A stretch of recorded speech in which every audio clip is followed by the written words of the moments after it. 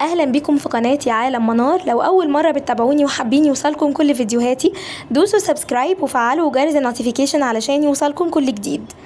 فيديو النهارده هعمل لكم ريفيو عن برفيوم حلو قوي اسمه جوتشي بامبو. طبعا جوتشي بامبو ده من البرفيومز المشهوره جدا جدا من سلسله جوتشي. طبعا جميله جوتشي، يعني معروفه ان هي معشوقه الجماهير وناس كتيره جدا بتعتمد البرفيوم ده. فالنهارده حبيت اطلع اقول رايي فيه، يعني هو حلو قوي ومن البرفيومز المفضله عندي. جوتشي بامبو معتمد على الزهور بصفه خاصه، يعني اللي بيحب ريحه الزهور هيحب جدا جدا النوع ده، وهو نوع طبعا حلو قوي ومشهور وفي بنات كتيره جدا بتحبه. نوع سيمبل ورقيق جدا وبنات حلوه وشيك بتعتمد البرفيوم ده يعني. فعايزه اقول لكم بقى على حاجه، ان اساسا اي برفيوم في الدنيا بيبقى فيه منه نوعين، يا اما هاي كوبي يا اما الاوريجينال طبعا. وطبعا اسعار الهاي كوبي مختلفه تماما عن الاوريجينال. الاوريجينال عندي بيتراوح من سعره من 4000 ل 6000، لكن الهاي كوبي من اول 150 لحد 300 جنيه. فالبرفيوم اللي قدامي ده هو 100 مللي، هو سعره 300 جنيه تمام. وعايزه اقول لكم ان فروقات بسيطه جدا ما بين طبعا الهاي كوبي والاوريجينال، يعني تكاد تكون يعني بسيطة جدا جدا من حيث بس الكمية، يعني سواء كانت 100 ملي أو 75 أو 50 ملي الأسعار بتختلف هنا بس. لكن طبعا لا شك ان الثبات الأعلى بيكون أكتر في الأوريجينال.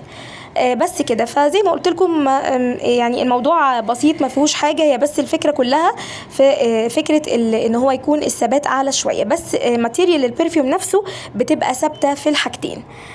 فهو حلو جدا. عايزه اقول لكم بقى كمان على مكوناته. بيتكون من الزهور، الحمضيات، الفانيليا، العنبر، للناس اللي بتحب قوي ان هي تدخل في تفاصيل البرفيوم وتعرف تركيبته ايه. عايزه اقول لكم بقى ان انا دلوقتي كمان هرش كده في الجو عشان ابقى متمزجه وانا بشرح لكم يعني. بصوا بقى، عايزه اقول لكم ريحته حلوه، ده هاديه جميله قوي ومش مزعجه لاي حد هتكونوا معاه في المكان. يعني فعلا لما البنت اللي تبقى واثقه من نفسها كده تحط منه، بيبقى بينعكس جدا على شخصيتها، ان هي سيمبل وانها رقيقه وان هي حاجه كده بسيطه، يعني ما فيها بساطه، ما فيهاش يعني زيطه كتير. عارفين انتوا البرفيوم الرايق الشيك كده اللي بيبقى بتدخلوا كده مكان يبقى الناس تقول ريحته حلوه بس مش مزعج. فعايزه اقول لكم انها معتمده جدا جدا، وبرفاني المفضل يعني من ضمن برفانات كتير جدا جدا. بس زي ما قلت لكم كده، يعني مش بحب اتكلم كتير. هو زي ما قلت لكم هو شارح نفسه، والازازه اساسا شكلها حلو وشكلها فخامه كده. بس فزي ما قلت لكم هو حلو جدا، اللي حابب يجربه يقدر يجربه، وريحته حلوه وهاديه وما فيهوش تفاصيل كتير مزعجه. وفي نفس الوقت برضو لو حد بيتخنق من البرفانات القويه فهو برفان سيمبل جدا جدا، مش مزعج خالص في ريحته. وزي ما قلت لكم هو برفيوم البنت الشيك، يعني فعلا لو جربتوه هتعرفوا انا بتكلم في ايه بالظبط. بس كده، يا رب ما كنتش طولت عليكم الفيديو. لكل بقى البنات اللي مهتمين بالبرفيوم يجربوا البرفيوم ده ويقولوا لي رايهم وهل فعلا عجبهم ولا لا.